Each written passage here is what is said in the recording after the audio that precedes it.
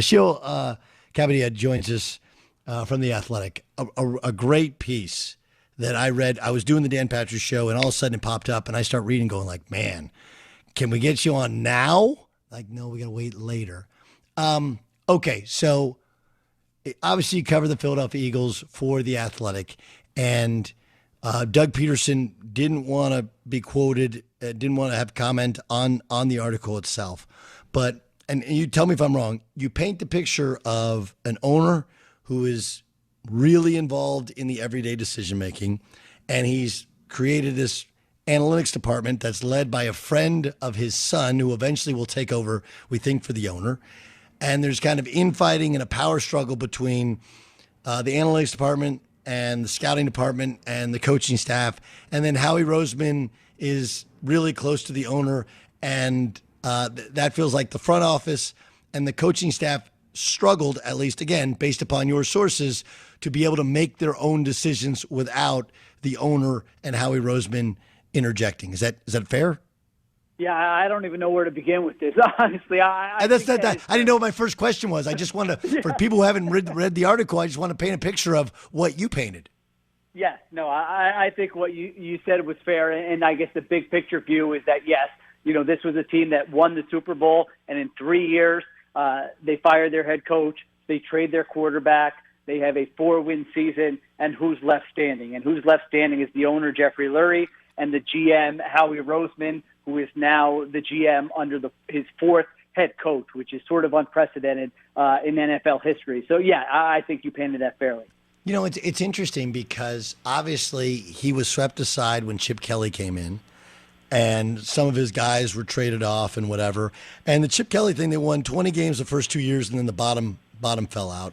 And then Howie Roseman kind of regained and reassumed power. What about Pederson in terms of when he got the job? Because when you start at the beginning of the piece, it's, hey, the year they won the Super Bowl, there were some meetings with Jim Schwartz at the start of the season with the owner, and Pederson wasn't involved. And there are many people that thought he could replace Doug Pederson. Well, they just kept winning. What about Pederson when he got the job? Did he think he would have any more control than he did? Right. So Doug Pederson gets the job in 2016. He was not really a hot candidate, and the thought then was kind of the thought now, which is that this is an owner in Jeffery Lurie who wants to be, pretty hands-on, and he's got the right to do that.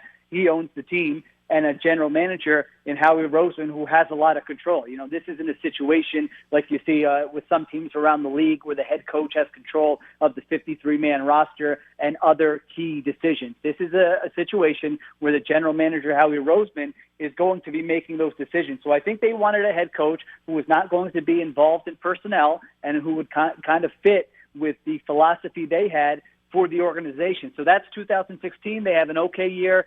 They're around 5. I think they had 7 wins that year. They weren't great. They had serious questions about Doug Pederson going into 2017. And so that was one of the anecdotes we uncovered, was that, prior to the first game of the season, Jeffery Lurie has this long meeting with defensive coordinator Jim Schwartz, who has been a head coach in the NFL before.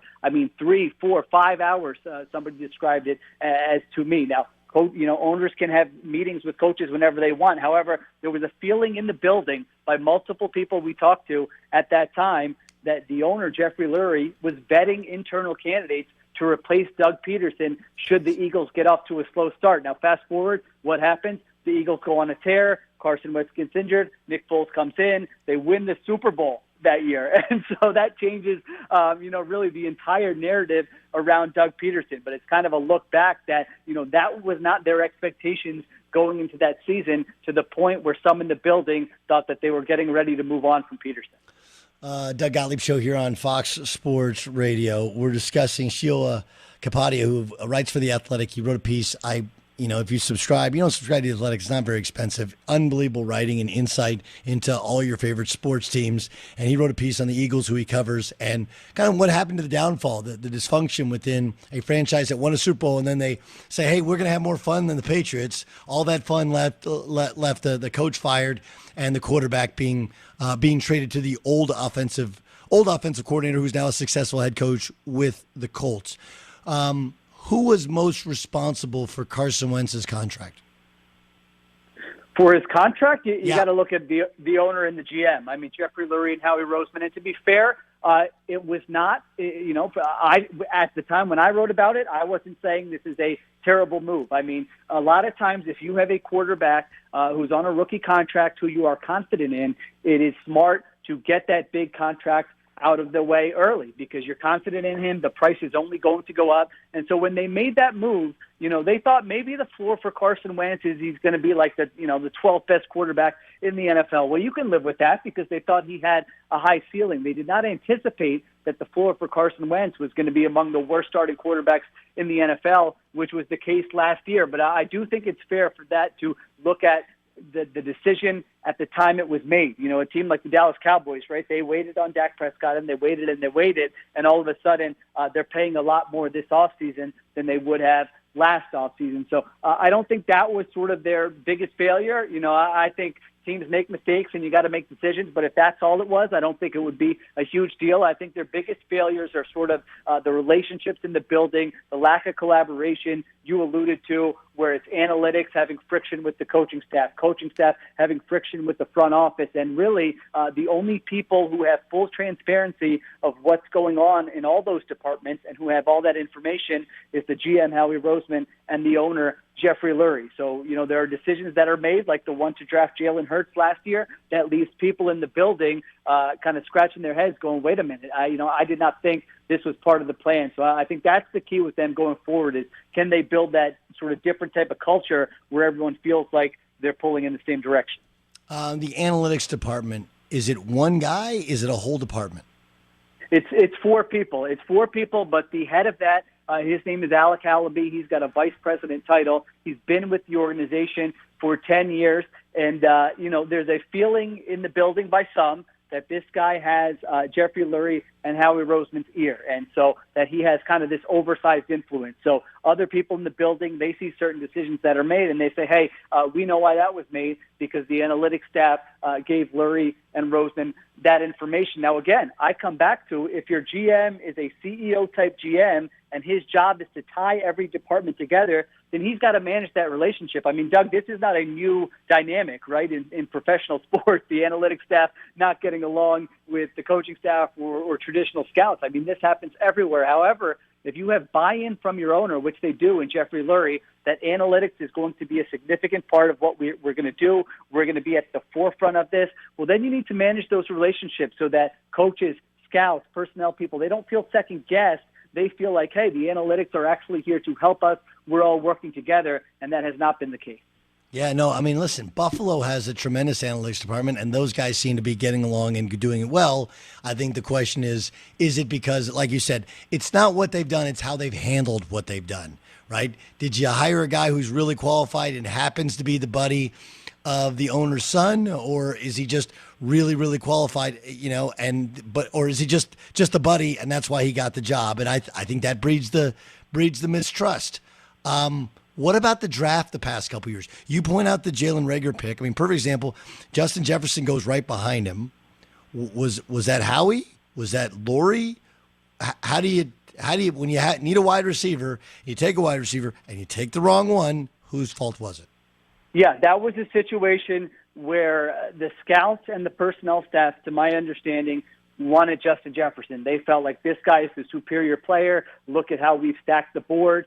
He is absolutely ahead of Jalen Reagor on the board. Now, this goes back to what I just said. Howie Roseman is the only one who has input from every department. So he comes back and says, well, some of the coaches think that Jefferson is more of a slot receiver than an outside receiver. We need an outside receiver with some speed. And so he's putting the entire puzzle together. Now, I would say that the GM needs to get those two sides in a room, talk it out. Scouts, hey, can Justin Jefferson play on the outside for us? They say yes. Here's why, and then maybe that would lead to a better process. But I think it is, the lack of transparency. And again, the Reagor pick was basically they felt like the coaching staff thought Reagor would be a better fit on the outside, and they thought Jefferson was more of a slot receiver. And Howie Roseman, takes that input and he makes the decision to draft Jalen Reagor. Okay, so what now? What is the state of them? You painted a great picture for the dysfunction when Pederson's there. They bring in a Nick Sirianni who.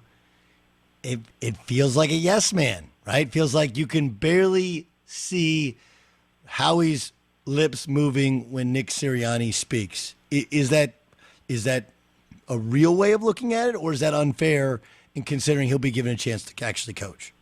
Well, there's no doubt that that's the feeling by, some people in the building, that yes, they found another guy who they can kind of say, all right, here's how we're going to do things. We're going to influence you this way. We're going to help you pick your coaching staff. We're going to dictate, hey, we want to be a pass-first offense, all these things. Now, having said that, that was the case with Doug Pederson in 2016. It was a very similar situation, and they ended up winning the Super Bowl and getting to the playoffs 3 times. So I don't want to paint it like, hey, that was a complete disaster and that a complete failure, and this is doomed as well.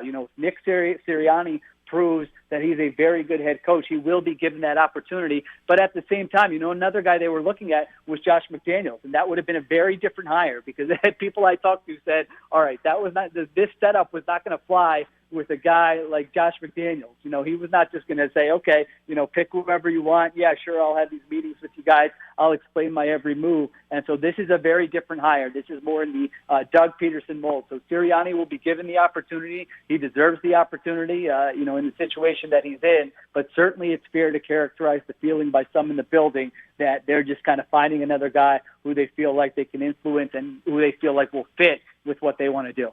Jalen Hurts, I know there's like an infatuation with him because he was a part of a couple winning teams in college, and he came in and they beat the Saints, but the production got worse every time he was out there, and there are some limitations to him, and he wasn't viewed as a second-round guy.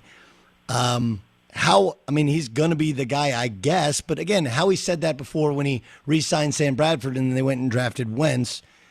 What is your sense of their buy-in to Jalen Hurts, short and long term? Yeah, I think them trading back from number 6 to number 12 probably tells you that they didn't feel like they were positioned to draft one of the quarterbacks, whether that meant that they thought all those quarterbacks would be gone this year, or whether they didn't scout them and think they were top-level prospects. That I don't know, but obviously they did not think they were going to be drafting a quarterback there, so they trade back.